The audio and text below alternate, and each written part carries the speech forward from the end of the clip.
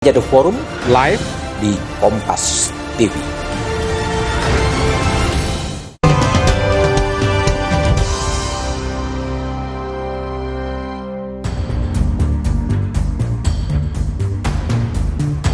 Yang tidak mau diajak kerjasama tidak apa-apa. Kalau ada yang mau nonton di pinggir jalan, silakan jadi penonton yang baik. Tapi kalau sudah tidak mau diajak kerjasama, ya jangan mengganggu. Orang lagi mau kerja kok. Kita mau kerja. Perdebatan soal pernyataan Presiden terpilih Prabowo Subianto meminta pihak yang enggan bekerja sama dengan pemerintah agar jangan mengganggu masih terus bergulir. Pernyataan Prabowo ini mengundang reaksi calon presiden pada pemilu 2024 Ganjar Pranowo. Ganjar bilang justru yang harus dikhawatirkan pesaingnya di Pilpres itu orang-orang yang berada di lingkaran pemerintah tapi kerap jadi pengganggu. Sebaliknya, pihak-pihak yang berada di luar pemerintahan justru bisa saja membantu karena akan mengingatkan jalannya pemerintahan berada di jalur yang benar, termasuk kritik dari masyarakat sipil. Tidak ingin bekerja sama untuk jangan jadi pengganggu gitu mas. Iya, yang bekerja sama aja bisa ganggu loh, saya ingetin loh ya. Jangan sampai kemudian yang di dalam malah mengganggu. Umpama kita ingin menciptakan pemerintah bersih, tapi korupsi di dalam itu mengganggu. Yang di luar jangan-jangan malah membantu karena mengingatkan yang baik gitu. Dan check and balances akan berjalan. Dan kalau kemudian partai politik katakan tidak ikut di pemerintahan, masyarakat sipil tidak ikut di pemerintahan. Masyarakat sipil bisa loh memberikan catatan-catatan kritis. Jadi kita mesti membuka ruang check and balances itu, tapi betul kalau mengganggu itu artinya destruktif, saya setuju, jangan. Di sisi lain, Ketua Umum Partai Golkar Erlangga Hartarto mempersilahkan jika ada pihak yang tidak ingin bergabung di pemerintahan Prabowo Gibran. Erlangga menganggap parpol oposisi wajar dalam siklus pemerintahan di Indonesia. Ya kalau kan selalu dalam pemerintahan kan ada yang mendukung pemerintah, ada yang beroposisi. Yang tidak mau ikut namanya oposisi. Ya silakan aja, kalau oposisi ruangnya kan ada di parlemen. Kemudian yang mau ikut, ya ikut dalam koalisi. Sementara Partai Keadilan Sejahtera menyatakan tidak ada yang salah dengan pernyataan Presiden terpilih Prabowo Subianto soal pihak yang tidak mau bekerja sama jangan mengganggu pemerintahannya. Namun, menurut PKS, kontrol pada pemerintah tetap wajib dilakukan. Pak Prabowo benar, jangan ganggu pemerintah. Wong menang pemilu kok. Tapi kontrol pemerintah wajib. PKS selama ini oposisi, tapi kritis dan konstruktif. Gak boleh kritis yang merusak. Kepada siapa kalimat jangan mengganggu Prabowo dialamatkan? Yang jelas, kritik publik masih tetap perlu diperhatikan agar bisa menjadi kontrol yang konstruktif untuk pemerintahan. Tim Liputan Kompas TV Jakarta. Perdebatan masih hangat soal pernyataan calon presiden terpilih Prabowo Subianto yang minta pihak yang enggan kerjasama dengan pemerintah jangan ganggu. Apakah ini pertanda pemerintahan Prabowo Gibran akan sulit menerima kritikan? Akan kami bahas bersama Direktur Eksekutif Parameter Politik Indonesia, Mas Adi Prayitno. Mas Adi, selamat sore. Mas Adi, kalau kita membaca pernyataan dari Pak Prabowo jangan ganggu kalau nggak mau kerjasama sama pemerintah, ini dialamatkan ke siapa? Ya, saya kira dua hal alamatnya. Pertama, ditujukan kepada partai politik yang tidak mau diajak kerjasama. Sampai hari ini, kalau mau jujur sebenarnya, kalau membaca gestur politik partai yang sepertinya enggan bekerja sama itu hanya PDIP. Itu misalnya terbukti PDIP sampai hari ini masih menggugat persoalan hasil pemilu di 2024 ini kan ke PT UN. Dan PDIP terus menyerang bahwa pemilu di 2024 ini penuh dengan indikasi kecurangan, penuh dengan kedoliman, dan seterusnya, dan seterusnya. ini kan jelas bahwa PDIP ini kan menunjukkan bahwa ada intensi untuk menjadi oposisi di 2024 ini dan tentu saja akan berada di luar kekuasaan politik Prabowo dan Gibran. Yang kedua sepertinya juga dialamatkan kepada kelompok-kelompok aktivis, gerakan civil society, kelompok-kelompok pro demokrasi yang saya kira memberikan masukan dan kritik-kritik tajam kepada pemerintah dan itu sering dilakukan.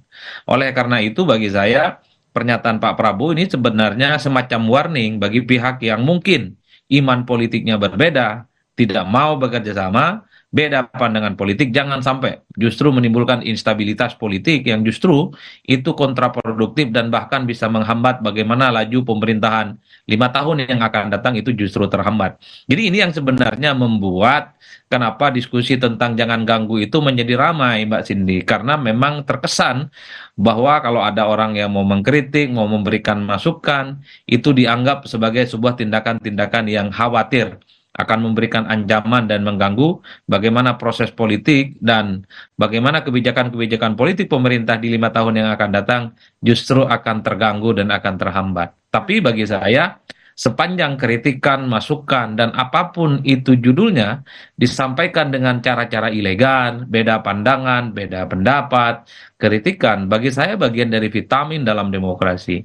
Itu bagian dari diskursus yang cukup positif, yang mestinya juga harus diterima dengan lapang dada oleh siapapun nantinya yang secara definitif menang dalam Pilpres ini. Apalagi misalnya kalau kita melihat kecenderungan kekuatan politik pendukung pro pemerintah Prabowo dan Gibran di masa pemerintahannya ini kan sangat mungkin akan terjadi koalisi besar dan koalisi gemuk. Ditambah misalnya soal mungkin PKB dan Nasdem juga akan bergabung, maka kekuatan politik parlemen Prabowo Subianto dan Gibran itu bisa mencapai 75%.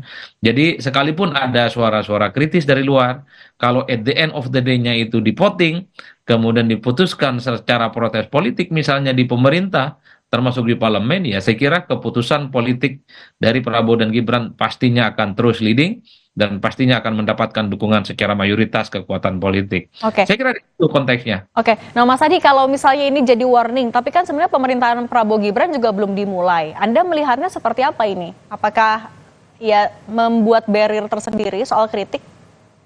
Ya, kalau kita melihat kecenderungan secara umum ya, bahwa stabilitas politik itu dianggap sebagai satu-satunya syarat supaya kebijakan politik pemerintah Prabowo dan Gibran itu bisa berjalan mulus di masa yang akan datang. Jadi sekecil apapun kerikil politik seperti resistensi, seperti protes, seperti kritik-kritik tajam, baik dari partai politik ataupun unsur-unsur dari gerakan civil society, itu dianggap sebagai sebuah gangguan. Karena pastinya akan menimbulkan kegaduhan politik. Dan bahkan kita melihat bagaimana dulu ketika Jokowi 2 periode jadi presiden, SBY 2 periode jadi presiden, ketika muncul berbagai kritik dari kanan kiri, dari partai oposisi, kelompok-kelompok aktivis, itu kan dianggap sebagai sebuah gangguan sebenarnya. Gangguan dalam arti karena kebijakan-kebijakan politik pemerintah kok selalu diprotes. Bukankah pemerintah ini punya niat baik untuk membangun bangsa dan negara? Tapi dalam negara demokrasi satu hal ya Mbak Cindy, bahwa kebisingan, kegaduhan itu adalah suatu hal yang niscaya. Perbedaan pandangan misalnya terkait dengan satu isu pasti akan menimbulkan resultante dan perdebatan-perdebatan yang cukup serius. Bahkan per hari ini misalnya, terkait dengan makan siang gratis, kan masih banyak masyarakat kita yang nggak setuju. Masih banyak masyarakat kita yang protes, terutama terkait dengan bagaimana postur anggaran.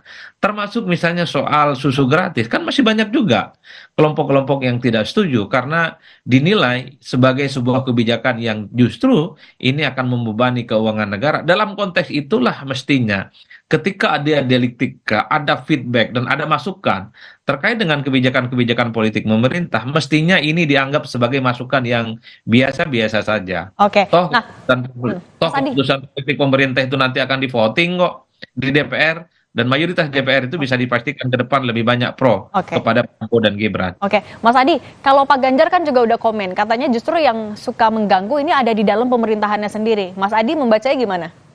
Ya saya kira memang dalam banyak hal ada benarnya. Karena kalau kita melihat dari realitas politik di zaman SBY, periode pertama dan periode kedua, banyak partai-partai politik pendukung SBY itu justru menjadi oposisi dari dalam. Misalnya ketika ada isu kenaikan BBM, kebijakan-kebijakan politik yang dianggap tidak pro rakyat, kebijakan politik yang tidak populis, sejumlah partai politik pendukung SBY saat itu kan banyak yang menolak, salah satunya PKS menolak. Padahal PKS berada di dalam kekuasaan. Nah ini sepertinya yang mau dideliver oleh Ganjar. Bahwa sekalipun ada partai politik yang mendukung pemerintah, bukan tidak mungkin partai-partai itu yang justru akan yang menjadi hambatan dan rongrongan dari dalam. Begitupun kebijakan politik di zamannya Pak Jokowi. Ada partai politik yang sikap politiknya berbeda dengan sikap politik pemerintah. Dan ini adalah cacat bawaan dalam sistem presidensialisme multipartai. Partai-partai boleh berkoalisi, tapi dalam berbagai isu tertentu, partai yang menyatakan menjadi bagian dari koalisi, justru mereka berada di garda terdepan, menolak keputusan-keputusan politik yang dibuat oleh pemerintah. Jadi bagi saya pernyataan Ganjar itu ada benarnya, dan ada juga tak ada benarnya. Karena memang hanya dalam jumlah kasus sedikit saja, partai-partai ini seringkali berseberangan dengan kebijakan politik dari presiden. Tapi dalam sistem presidensialisme seringkali partai-partai pendukung itu tidak bisa ditegakkan tingkat disiplinnya, dan mereka seringkali justru menjadi bara dalam sekam, menjadi duri dalam daging, yang seringkali justru merekalah yang dari dalam melakukan protes, bukan dari pihak-pihak luar. Oke, Mas Adi, tapi kan sampai saat ini nih PDIP sampai sama PKS belum nyatain secara resmi juga sikap mereka akan di pemerintahan ataupun juga tidak. Anda membacanya gimana artinya posisinya dan juga pernyataan soal mendukung dan juga menolak soal jangan ganggu ini?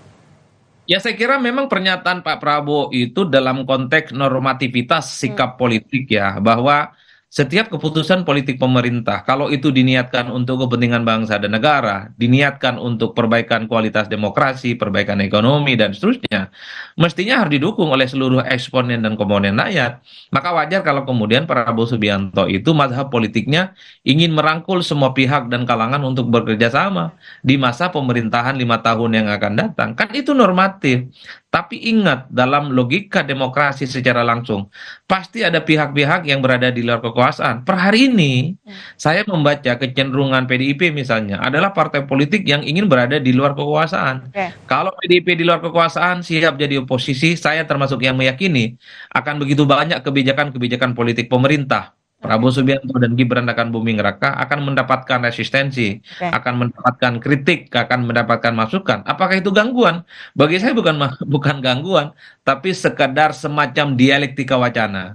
Itulah hakikat dalam sebuah pemilihan presiden secara langsung. PKS ada kecenderungan ingin kerjasama dan ingin diajak berkoalisi dengan Prabowo, tapi sepertinya Prabowo tidak terlampau tertarik mengajak PKS untuk berkoalisi. Oke, Mas Adi, singkat saja, artinya catatan apa yang bisa Anda berikan dalam konteks komunikasi politik baik untuk elit, publik, Prabowo Gibran saat nantinya mereka resmi berada di dalam pemerintahan atau ada memegang kendali kekuasaan? Ya sebenarnya secara prinsip kritik-kritik, masukan, nyinyiran, bulian, bahkan protes-protes terkait dengan keputusan politik pemerintah di 5 tahun yang akan datang mestinya maknai sebagai sesuatu hal yang biasa dalam demokrasi. Kita tidak mungkin bisa menyamakan semua pandangan dan persepsi orang dalam satu kanal, karena dalam demokrasi pikiran orang itu beda-beda, pikiran orang itu mazhabnya kemudian bercabang, dan yang sangat mungkin satu sama yang lain bisa bertabrakan. Tapi selama itu disampaikan dengan cara-cara elegan dan demokratis, saya kira ini bagian dari indahnya demokrasi.